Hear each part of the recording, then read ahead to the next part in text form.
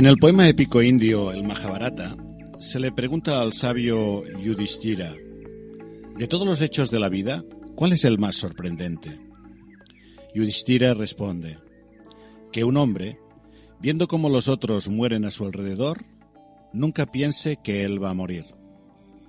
Suelo contar que a finales del año 2005, en un almuerzo con un buen amigo, y la conversación que tuvimos girando alrededor del morir, fue para mí una semilla para tomar el firme propósito de pasar a la acción, para poder sentir que vivía una vida con sentido, recordándome a menudo cuál sería mi sentimiento si tuviera que abandonar esta existencia, para tener el convencimiento de que podría morir tranquilo, habiendo aprovechado la preciosa oportunidad de disponer de este cuerpo y de esta vida.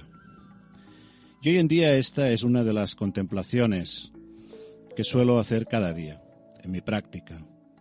Contemplar los dones y las oportunidades de esta vida humana y la importancia de vivirla con plenitud y con sentido. Os recomiendo especialmente hoy la sección de Blanca, las herramientas para el bienestar, donde en relación a esto hará una reflexión sobre las recomendaciones de una autora, de Bronnie Ware, en su libro Los 5 arrepentimientos más frecuentes de las personas que están muriendo. Vivir una vida con sentido, una vida plena, es una de nuestras obsesiones, de nuestras prioridades. Empezamos un nuevo programa con plena conciencia.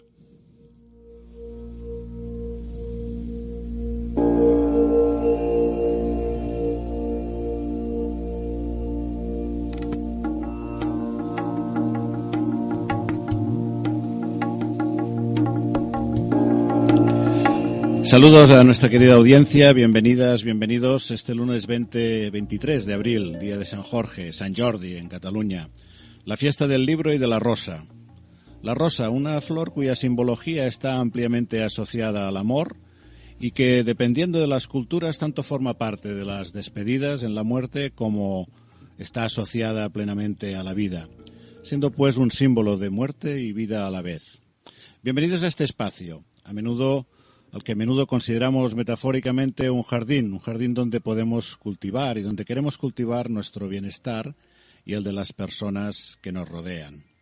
Y como cada lunes damos la bienvenida a los jardineros, que constituyen el equipo del programa, a Blanca Lagón, conectando desde Canadá, desde Ontario, Toronto, vía Skype. Buenas tardes, Blanca. Buenas tardes, Carlos. Ahí está. Con Montse Falqués, ahora en labores de producción y postproducción técnica. Sirius Abadía y Arnau Sánchez, a los mandos en la sala de control y producción técnica. Como cada lunes, un recuerdo y agradecimiento para Rudolf Helbrecht y Fundación Inceptum, que hacen posible este proyecto de poder transmitir los valores a través de la comunicación. Y quien os habla, Carla Ruiz Feltrer, acompañándoos un lunes más, con plena conciencia, en directo, online desde Radio Construyendo Relaciones.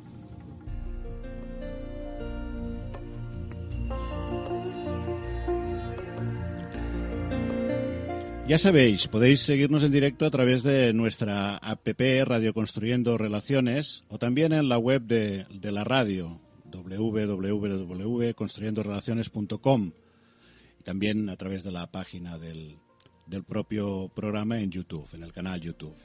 Si no podéis hacerlo en directo, no pasa nada. O si queréis volver a escucharnos, podéis hacerlo a través de la web del programa, en este caso complenaconciencia.com, donde también podréis descargaros todos los podcasts de los programas anteriores. Igualmente seguir nuestra actividad a través de nuestra página de Facebook, con Plena Conciencia, y de Twitter, @con_plena. Y por supuesto, tenéis a vuestra disposición el teléfono 93 100 4649 con el prefijo 34 de España, si llamáis desde fuera, para entrar en directo, y del 666 879776, repito, 666 879776, para mandarnos mensajes a través de WhatsApp.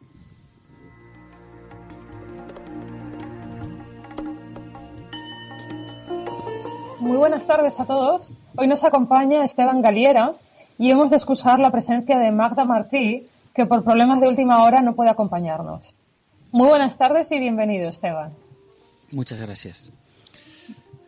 Y como es habitual, antes de entrar propiamente en nuestro diálogo o entrevista, os vamos a presentar el perfil de nuestro invitado. Esteban es psicólogo clínico y cofundador de la asociación Anitya. Se ha especializado en un abordaje integral, psicológico, corporal, relacional y espiritual. Ha cursado distintos programas máster en psicología humanista y en psicología contemplativa, pues posgrado en aplicación clínica de mindfulness y aún a diferentes enfoques como el psicoanálisis, el budismo y el humanismo. Es especialista en brain spotting, focusing, trauma, terapia sensoromotor y diafreoterapia. Es también exoficial de la Armada, piloto de la Marina Mercante, ejecutivo y empresario. Así que, Esteban, muchas gracias por acompañarnos hoy. Y la primera pregunta que nos gustaría hacerte es, ¿qué te lleva a ti a colocar la experiencia del dolor y el sufrimiento en una parte tan importante de tu actividad profesional y personal? Pues, en primer lugar, buenas tardes, como hemos dicho. Gracias por la invitación, tanto a título personal como de Anitya, que es la asociación que represento y lo que nos ha traído hasta aquí. El dolor es algo fundamental en la vida, es parte de la vida, el sufrimiento es parte de la vida. Por lo tanto, considerarlo y estar con él es algo realmente importante en nuestra existencia. Y en eso nos abocamos en Anitya de acompañar a las personas que sufren, ¿no?, en los tránsitos vitales. Sí, y hablando de tránsitos, ¿no?, porque hay distintos tipos de tránsito, y conociendo a Esteban desde hace unos años, ya 3, casi 4 igual, agradeciendo por supuesto que hoy esté aquí con nosotros. Sí que me gustaría pedirle que compartiera, si lo considera, si es posible, su propia experiencia justamente en este último año y medio o 2 años con la enfermedad, ¿no? Y con una enfermedad que pasó grave, digamos. Y creo que esto es doblemente interesante dado el tema del programa y su presencia hoy aquí, ¿no? Desde luego, para mí ha sido muy importante y muy enriquecedor pasar este evento, esta proximidad de la muerte, una enfermedad que me tuvo muy cerca en el umbral de la muerte.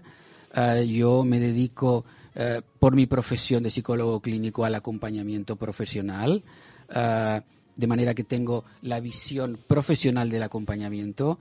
Por otro lado, a nivel de voluntario, he acompañado a personas desde hace muchos años, desde hace unos 30 años, personas con SIDA, también he acompañado en la Asociación Española contra el Cáncer, y en relación a lo que tú mencionabas, la parte del paciente, que es el otro lado de estar, de acompañar, para mí ha sido muy enriquecedor realmente estar en el hospital y tener que ser acompañado, ¿no? Es una cosa que a mí me ha enriquecido un montón y de cara a la asociación ha sido fundamental para mí porque me ha permitido tener estas 3 perspectivas, la profesional, la del voluntariado y también la personal. El hecho de que te acompañen es algo fundamental. Y por otro lado, acompañarse a uno mismo. A mí lo que me ha llevado realmente la enfermedad, la proximidad de la muerte, aparte de enriquecer la vida, de valorar la vida, es la importancia de acompañarse a uno mismo y a los demás, ¿no?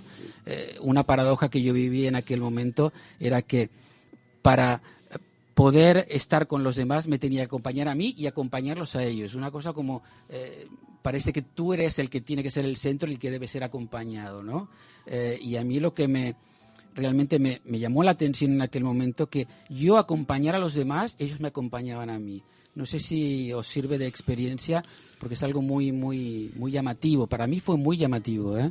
Sí, y me imagino que para poder conectar, ¿no?, con esta necesidad también de acompañarte, para sentir que también estás acompañando y también para permitirte o dejarte acompañar, esto requiere un cierto entrenamiento, ¿no? Porque, es decir, posiblemente tú pudiste vivirlo de la manera que lo viviste, pues porque había unos años, de alguna manera, de práctica, no solo en el acompañamiento, sino en esto que tú llamas acompañarse, ¿no? ¿Cómo se acompaña uno?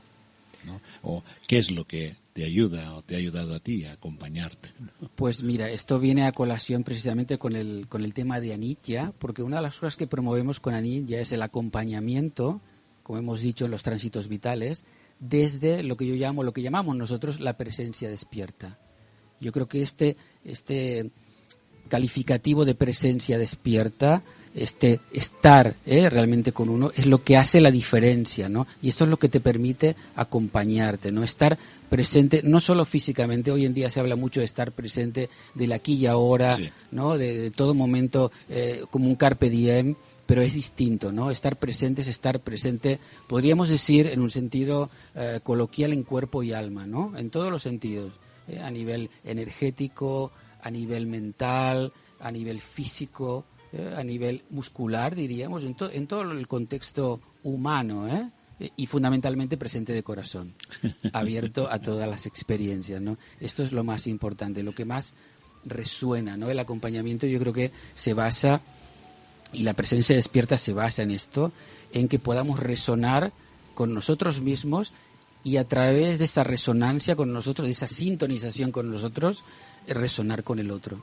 Y es un camino compartido, por eso nosotros ponemos énfasis en el acompañar, no en el dirigir, no, ni en el una relación de igualdad, ¿no? Efectivamente. Para entender. A nivel profesional tú tienes unas herramientas que has de poner, pero lo fundamental es esta presencia, que sin la cual no hay realmente un trabajo clínico, en mi opinión. Hay otra cosa, ¿no? Hay un trabajo de elaboración mental, de conceptos, pero no hay esta cosa que penetra en el cuerpo, que penetra en el alma y que realmente es sanadora.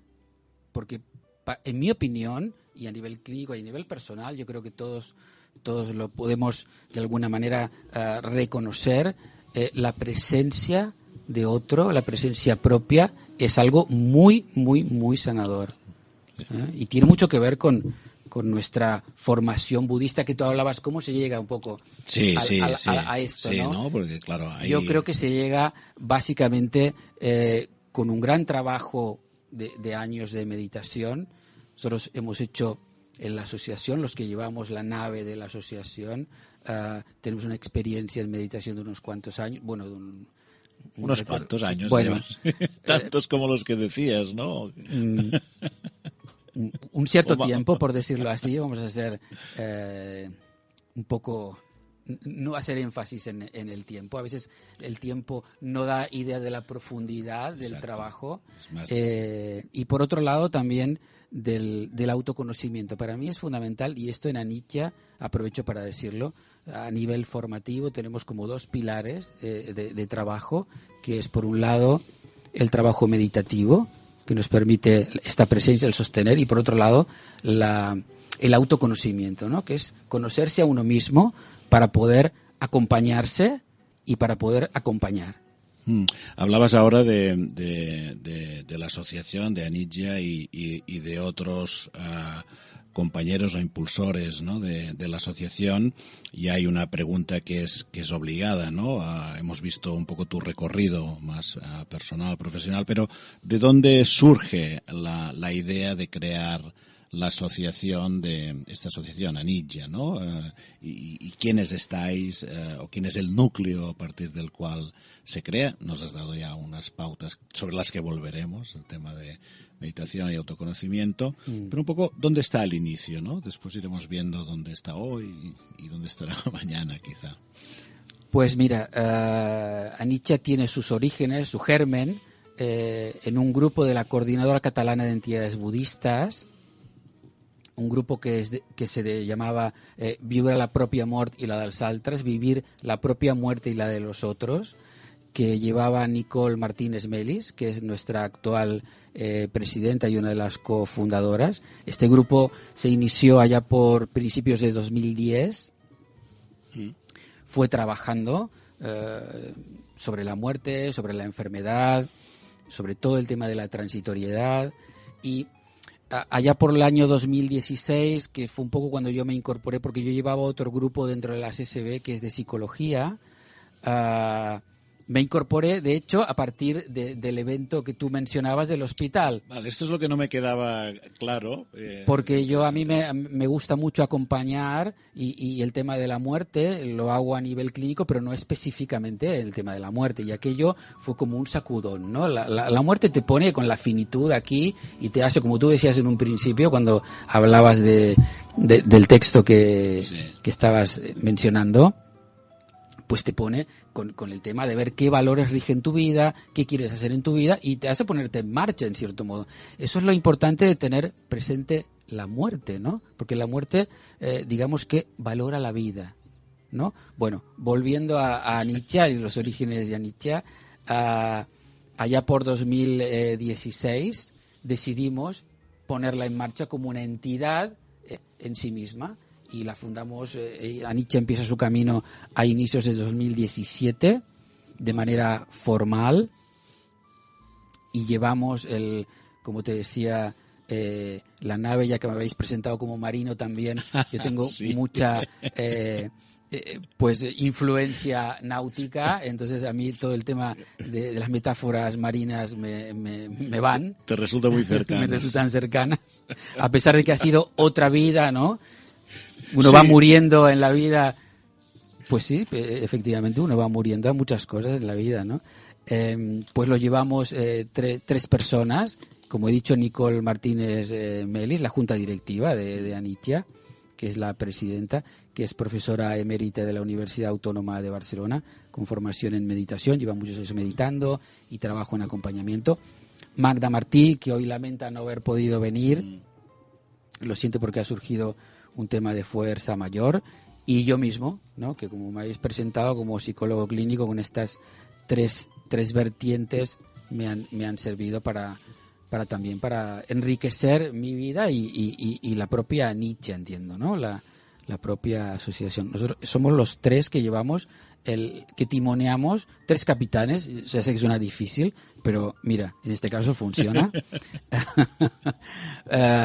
Pues lo que llevamos la nave, ¿no? Pero además, sí que es importante, me gusta mencionarlo esto, tenemos un equipo de colaboradores que trabajan temas específicos como los cuidados paliativos, como la medicina, como el duelo, como cuestiones de psicología específicas a el final de la vida, una serie de cosas que son como muy concretas y básicamente el alma mater de nuestra asociación son nuestros socios. Sí, porque hablabas de estos capitanes, ¿no? Digamos, la junta directiva, pero como asociación, y de hecho ahora cuando estabas hablando del nacimiento formal, claro, recuerdo que yo recibí una información, supongo, cuando nació, vía la coordinadora, supongo, y claro, era bastante reciente, aunque yo al relacionarlo contigo y con otras personas me parecía que venía de más lejos, ¿no? Y entonces, ¿hay asociados y qué papel juegan estos asociados o qué hay que hacer también para asociarse, ¿no? Es una presencia, en este caso, más pasiva como asociado o requiere también una cierta actividad o colaboración activa, ¿no? con la asociación. Pues para nosotros es importante que los asociados, que se pueden poner en contacto con nosotros y asociarse y pagar la cuota correspondiente al año. Muy asequible la cuota. Sí, ya la habéis visto. Para nosotros es muy importante que los asociados inspiren los valores de no solo que soporten a la asociación a nivel económico, a nivel de gestiones, a nivel de trabajo, sino que además inspiren los valores de la propia asociación. Para nosotros es fundamental y de hecho, a diferencia de otras asociaciones, para nosotros hemos considerado que los voluntarios sean asociados. Vale. Esto es algo que es importante porque para nosotros es fundamental que inspiren, que transmitan los valores de la... Es verdad que hay muchas asociaciones que hacen cosas de acompañamiento y lo hacen muy bien. Ya hay mucho. Yo he colaborado con algunas y he trabajado con algunas, pero para nosotros este carácter distintivo de la presencia despierta y de la red es algo que nos parece diferente. Es un valor afegit, un valor añadido que queremos pues promover entre nuestra red. Nos gustaría que esta red fuera mundial, que introdujera a toda la humanidad, ¿no? Pero bueno, los recursos son limitados y nos dedicamos básicamente a nuestros asociados, pero con la salvedad, y esto es muy importante también, que las personas a las que acompañamos no tienen que ser asociados. Solo los voluntarios. Esto es importante. Vuestra acción, vuestra actividad va para cualquier persona que se encuentre en una situación donde de este tránsito de que pueda un tránsito vital, que pueda necesitar. Efectivamente. Y una cosa que también es importante destacar es que también centramos el acompañamiento no solo a las personas que sufren de los tránsitos vitales, sino a las personas que acompañan a los que sufren los tránsitos vitales. Claro. Porque normalmente lo que se hace es, se considera un protagonista que es el que sufre, que evidentemente está muy bien, pero se deja de lado a la persona que está acompañando a esta persona y que muchas veces sufre de tránsitos vitales de tanta o más magnitud o que le impacta más que la otra persona, ¿no? Y esto lo hacemos tanto a nivel de acompañar al que acompaña, a nivel personal, de un padre con un hijo, de un abuelo con un nieto, de un maestro con un alumno, a nivel de voluntariado, o sea, acompañamos a los voluntarios con supervisiones también, y también acompañamos profesionales que necesiten pues acompañamiento, asesoramiento. Para nosotros es muy importante porque el tema del que acompaña al que sufre en general está considerado, pero está considerado normalmente desde el ángulo del cuidador, es decir, incluso del profesional. Se mira el lado de que esté en condiciones de ayudar al otro, que no se queme para que pueda ayudar, ¿no? Pero en realidad es una persona que está sufriendo imagínate, no lo sé, una familia en el que uno de la pareja pues se queda sin trabajo, ¿no? Esa persona es el protagonista del evento de que sufre, se queda sin trabajo, ¿no? Con todo lo que conlleva a nivel de identidad, económico, etcétera. Pero la persona que está a su lado, ya no te digo los hijos, la propia pareja, pues igual tiene un impacto tremendo, ¿no? Yo lo veo en clínica esto. Hay mucha gente que viene con esto. Esta problemática. Más allá del acompañamiento voluntario, que es también diferente, tiene otras características, porque está muy acotado, no es un trabajo clínico. Pero es importante considerar al que acompaña.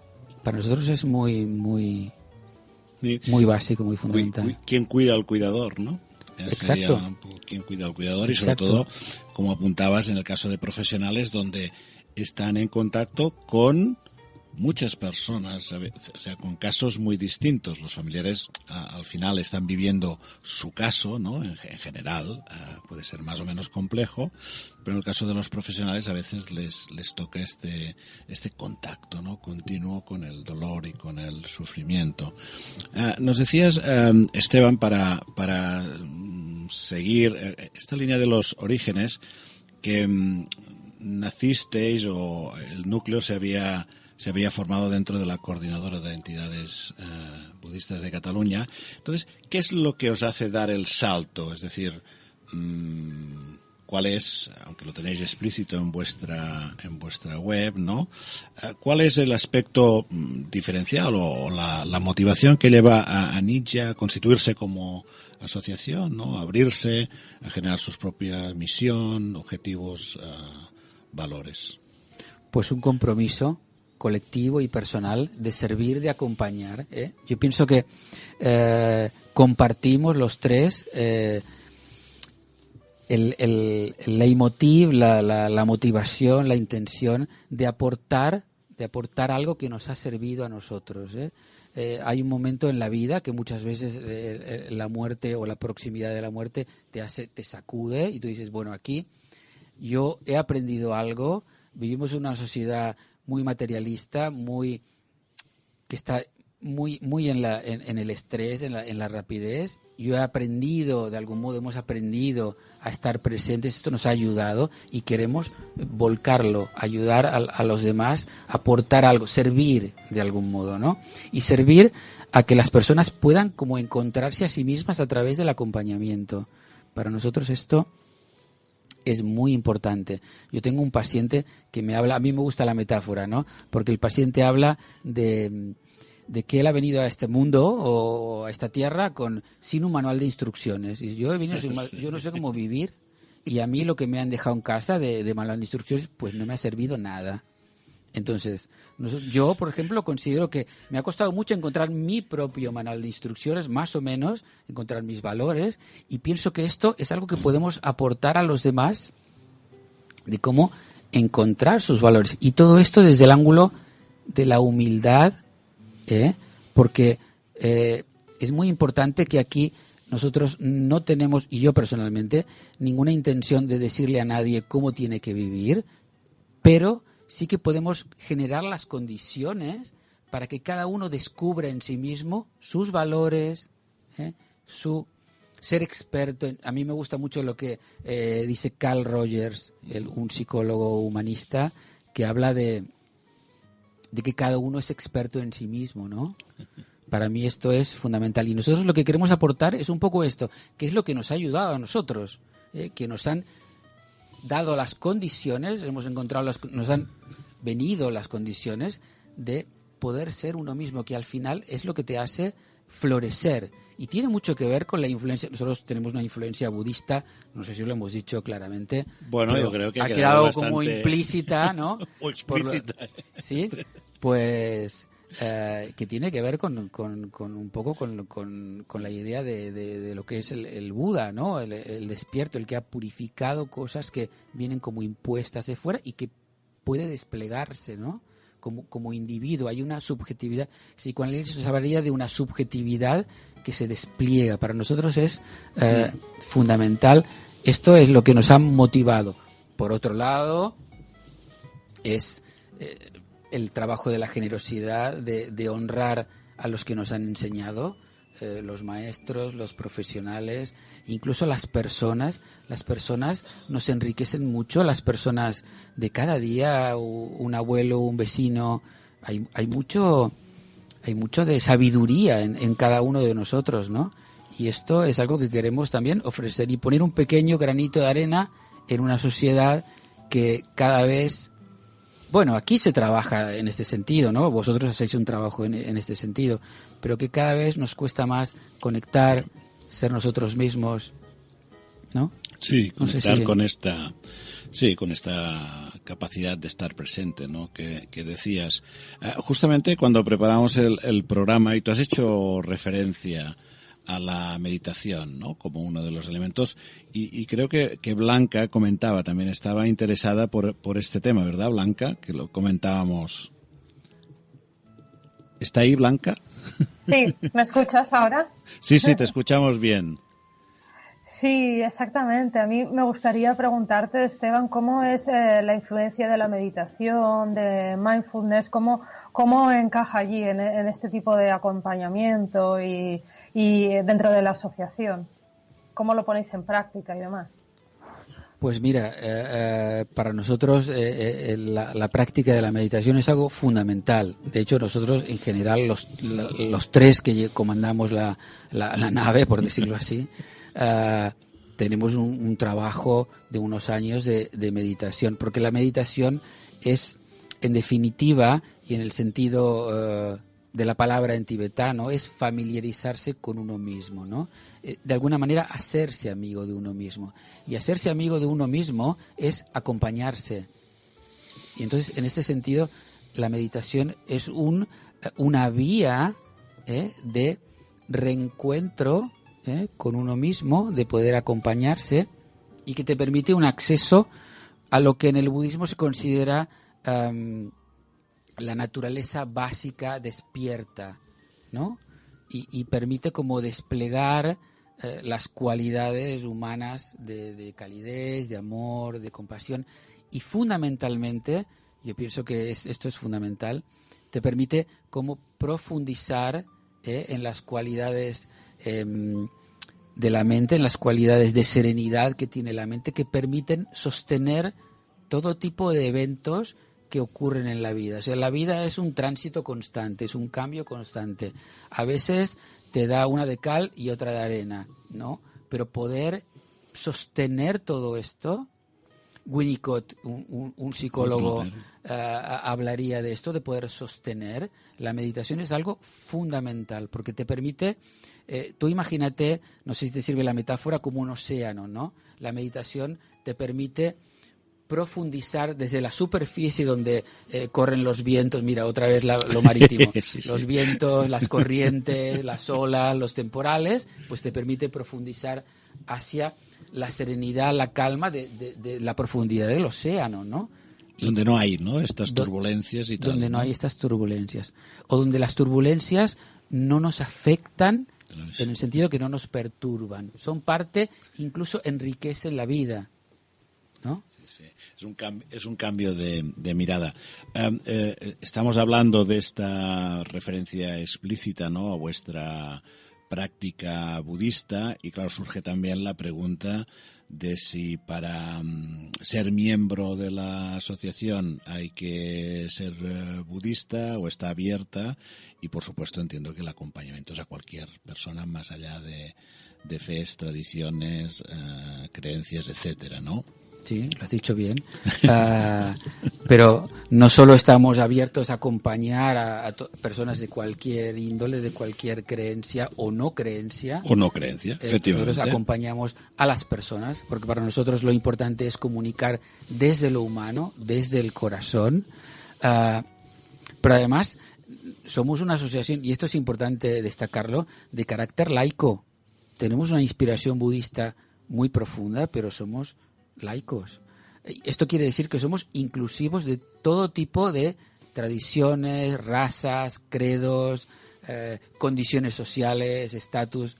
Esto, lo importante es la persona. Y pienso que es lo que hay que poner en valor, ¿no? De hecho, perdona que tenemos miembros que pertenecen a otras tradiciones, judíos, musulmanes. Esta era la pregunta. Esto es lo que quiero que quede claro, ¿no? Lo importante es el corazón, conectar desde la presencia despierta y abierta como individuos. Hay algo milagroso en el encontrarse, en las relaciones, ¿eh? Sí, además yo creo que esto liga con lo que hablabas antes de los valores, ¿no? Al final, para ser miembro de Anidya, entiendo que lo importante es, más allá de pagar la cuota, ¿no?, pero y de cumplir con lo que pueda existir como normas internas, es compartir, ¿no?, los valores que además están explícitos en vuestra web y que lógicamente compartiremos también en la web del programa. Si te parece, Esteban, sí. Vamos a abrir ahora un paréntesis después de esta primera ronda, ¿no?, tan intensa, al menos así lo he sentido, para abrir un espacio para esta sección que lleva Blanca semanalmente, que es la de Entrenando el Bienestar. Gracias, Carlas. Sí, me ha llamado mucho la atención cuando ha dicho Esteban que la muerte es parte de la vida y que nos hace conectar con nuestros valores. Porque precisamente hoy quiero invitarte a que incorpores una buena práctica en tu vida. Hace un par de años, en mi primer curso intensivo de mindfulness que hice en Castelldefels, ahí justo al lado del mar, casi me veo allí, una compañera enfermera de paliativos nos recomendó al grupo hacer una evaluación de cómo está tu vida cada 3 meses y revisar si tienes deudas pendientes en tus relaciones para asegurarte que te puedes ir tranquila.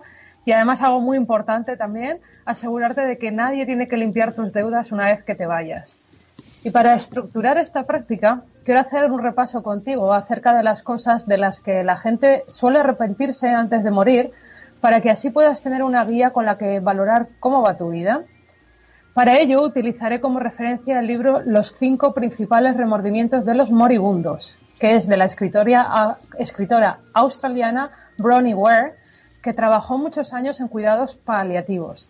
Sus pacientes eran personas enviadas a sus casas para morir en un entorno amigable y tranquilo. Y ella les solía preguntar acerca de las cosas que hubieran hecho de otro modo diferente y se dio cuenta que una y otra vez surgían temas comunes en su vida. Y eran los siguientes. El primero, la gente decía que ojalá hubiera tenido el coraje de hacer lo que quería hacer y no lo que los otros esperaban que hiciera. Porque cuando la gente se da cuenta de que su vida está casi terminada y mira hacia atrás con lucidez, es fácil ver cuántos sueños quedaron truncados.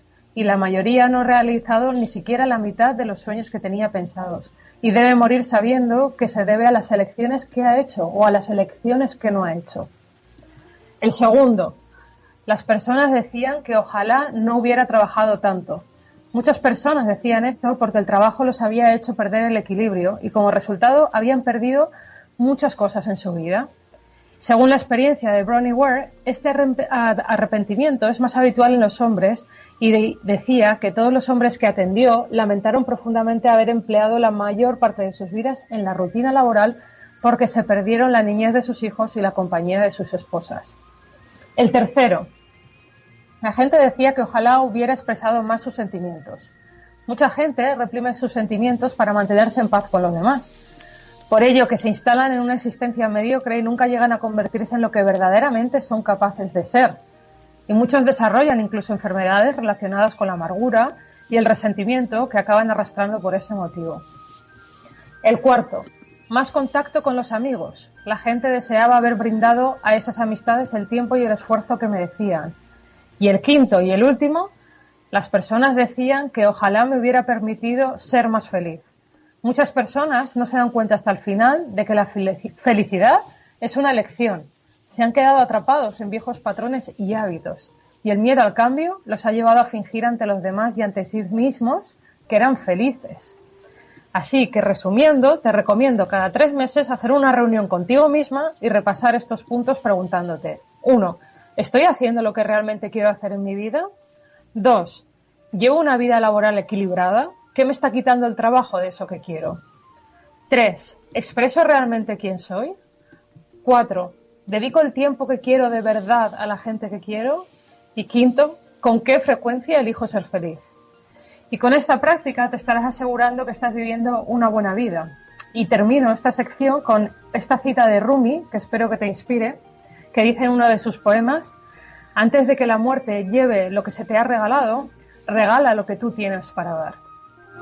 Gracias, Carla.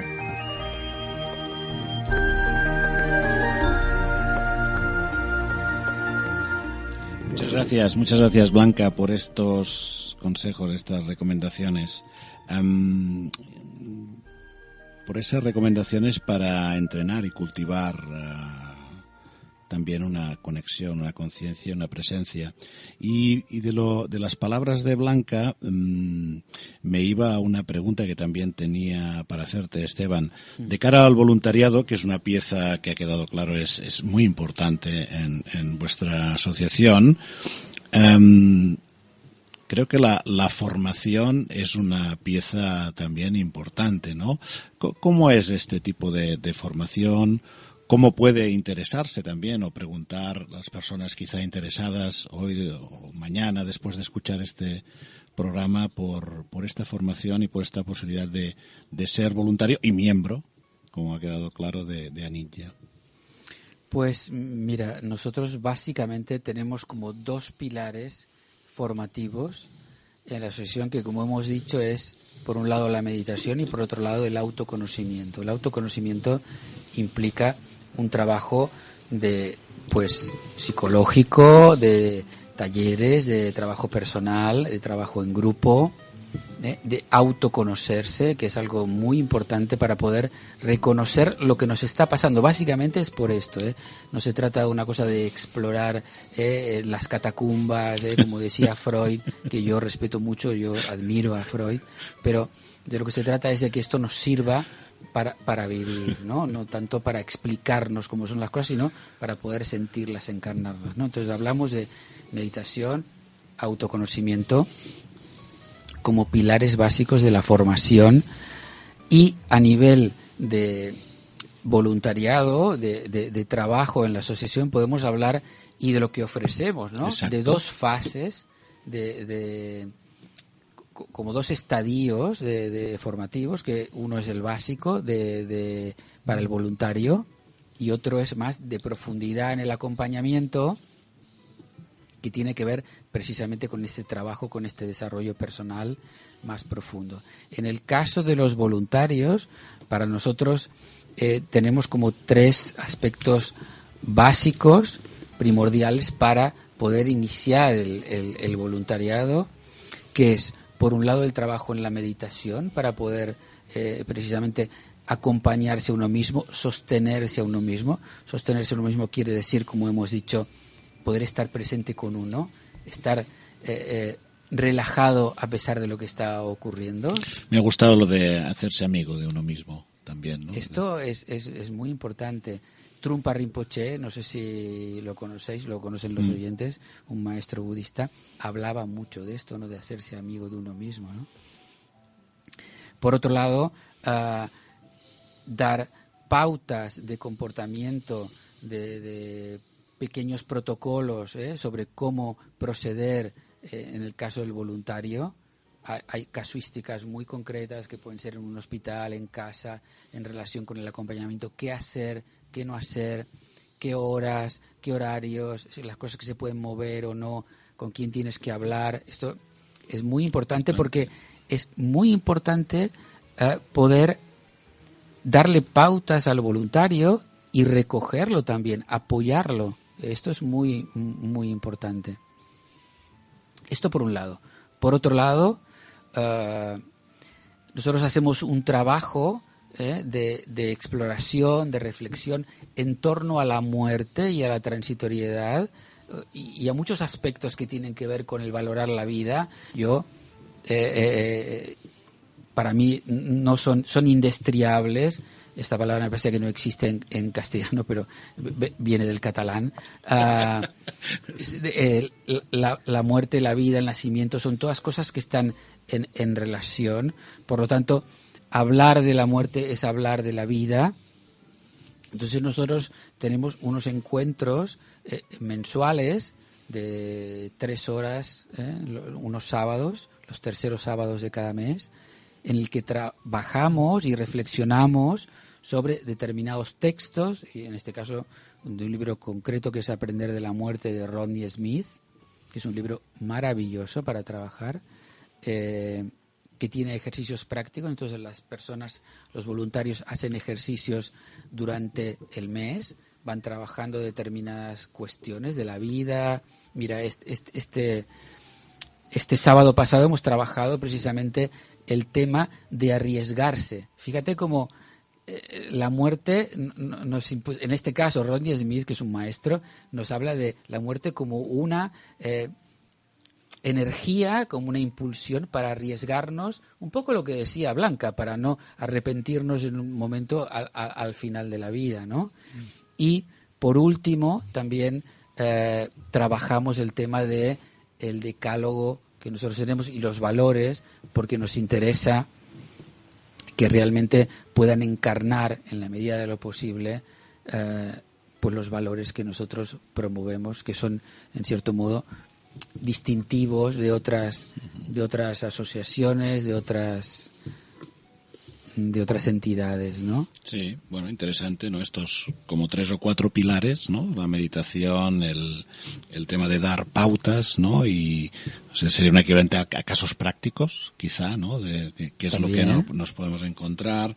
Esta exploración o profundización sobre este dúo, ¿no? Inseparable que decías de muerte-vida, vida-muerte. Cuando has nombrado a Shogyan Trungpa, me ha venido también un ejemplo que él ponía en relación a esto, ¿no? Que con cada respiración, de hecho, hay un nacimiento y una muerte, ¿no? Con cada inspiración naces, con cada exhalación mueres, y esto es un continuo, ¿no? Vienes con una inspiración y marcharás con una exhalación, y finalmente este recuerdo, ¿no? De los valores, ¿no? Como algo importante y que nos puede acompañar. Al hilo de los casos prácticos que decía yo, tenía que a veces decimos, ¿no?, que una imagen vale más que 1000 palabras y a veces un ejemplo vale incluso más que una imagen, ¿no? Hay algunos casos que quizá te gustaría, no sé, explicar o compartir, ¿no? Para que los oyentes también, ¿no?, puedan ver el efecto, ¿no?, que puede tener este acompañamiento en las personas, en el conjunto de personas que tú hablabas, no solo la persona que está pasando por este tránsito, sino los que le acompañan tanto familiar, personalmente como profesionalmente. Bueno, nosotros actualmente acompañamos a personas que acompañan. Yo tengo un caso que quizás a mí me gusta mucho por cómo no todos los casos se resuelven iguales, ¿no? Pero yo tuve un señor ingresado en el hospital, un señor mayor que venía con un problema realmente grave, digestivo, que al final resultó ser un cáncer y que estaba en exploración porque tenía una gravedad realmente prácticamente terminal. Este señor estaba internado en exploración durante unas semanas. Me llega la derivación desde los boxes de enfermería y de los médicos con la advertencia de que además este señor está como muy deprimido, muy abatido, porque toda esta sorpresa en torno a un cáncer prácticamente terminal había incluso derivado en que su familia pues no lo acompañaba, ¿no? Entonces a veces ocurren estas cosas que no podemos asumir la rotundidad de una muerte inesperada, ¿no? Precisamente porque no la tenemos presente, ¿no? Pues yo acompañando a este señor, tú imagínate un señor que se siente solo, frustrado de una enfermedad terminal que aparentemente no le deja tiempo, y de hecho no le dejaba mucho tiempo, aislado, y con esta depresión que todavía esta depresión de algún modo hace que el pronóstico sea aún peor, porque la gente cuanto más está con la energía baja, con el estado de ánimo bajo, es mucho peor, ¿no? Pues acompañándolo, pudiendo estar presente, pudiendo sostener toda esta circunstancia que muchas veces es desagradable. Entrar en una habitación con un señor con un montón de aparatos, de tubos, de cosas. Lo digo un poco para los oyentes, ¿no? Sí, a veces hay olores o cosas que tú ves que te impresionan, heridas abiertas, ya muchas cosas que son difíciles de sostener, ¿no? Y además este señor no solo estaba abatido de que todo lo tiraba por tierra, sino que además estaba como agresivo, ¿no? Entonces, para mí fue muy importante poder estar presente yo, poder sentir lo que me pasaba a mí ante la respuesta o ante lo que manifestaba este señor, y poco a poco el hecho de que esto se pudiera sostener y de que la persona pudiera ser aceptada en el dolor que estaba sufriendo, porque muchas veces lo que nos pasa es que damos la espalda al dolor, damos la espalda a la muerte, ¿no? Permitió que fuera como desplegando quién era él. Y al final resultó ser que era un señor que se había dedicado al transporte en Barcelona, que tenía un coche que a pesar de que no podía conducir, se lo había prestado un amigo porque no quería desprenderse de él, ¿no? Pues estaba con esta vida que le daba el ser transportista. Empezó a contar su vida y al sentirse reconocido empezó como a iluminarse y empezó a hablar de su historia, y el sentirse visto, a veces este acto, esta presencia con el otro es muy sanadora, permite que el otro se despliegue. Pues resulta ser que este señor pues era un emigrante, no sé si lo he dicho, un emigrante andaluz, que tenía una finca en Andalucía y que le encantaba ver su pueblo. Poco a poco, hablando de todo esto, el hecho de sostener permitió como desplegarse todo esto, y organizamos un viaje a pesar, o sea, fíjate cómo cambió de una depresión a la idea, a la motivación de vivir, porque a veces cuando llega la fase terminal pensamos que pues ya no queda nada por hacer, y hay mucho por hacer, hay mucha calidad por vivir. La vida continúa, ¿no? Pues organizamos un viaje en el que iba en su coche, conducido por su amigo, a su pueblo, pues quizás a ver, de hecho vio, ¿no? Aquellos tenía toneles con vinos. Yo pienso que esto es un ejemplo de acompañamiento. No sé si sirve. También me gusta hablar que no tiene mucho que ver con la muerte, y creo que es importante. Por ejemplo, cómo se acompaña a un niño que es adoptado. Esto es algo interesante porque fijaros que no tiene que ver con la muerte en concreto, con la muerte en el sentido de desaparecer de este mundo, sino con una muerte de vínculo, ¿no? Un niño igual llega del África, era un niño mayor en este caso, ha tenido que dejar a su madre, a sus hermanitos, viene aquí, pues muy bien acogido, muy amado por sus padres catalanes, pero claro, ese niño no se adaptaba porque no podía ser este tránsito, no había sido, a pesar del amor que tenían, no podía ser acompañado en este dolor, ¿no? Y poder hacerle reconstruir su historia, pues posibilitó que reconociera, por ejemplo, dos linajes. Este niño llegó a tener un linaje africano, un linaje catalán, y cómo esta muerte a una vida anterior, por eso hablaba que a veces hay muertes chicas, no lo hemos dicho esto, pero hay muertes. Yo tuve un maestro que se llamaba Lama Yimpa, que habla de muertes chicas, nos permiten como renacer. La muerte siempre está relacionada con el nacimiento, ¿no? De una nueva vida. No sé si te ha servido. Vamos, a mí me ha servido, y yo espero que a la audiencia también, y es que estaríamos hablando mucho tiempo y ya veo que necesitaremos algún otro programa, pero estamos ya en los 3 últimos minutos del programa. Pero queda ya aquí lanzada la invitación a proseguir quizá en otro programa con este otro tipo de pérdidas o de muertes, ¿no? No tanto la física, sino estos otros casos que creo que pueden ser muy enriquecedores. Hoy nos ha acompañado Esteban Galiera en directo, con plena conciencia, más que nunca, quizá, con esta conciencia despierta.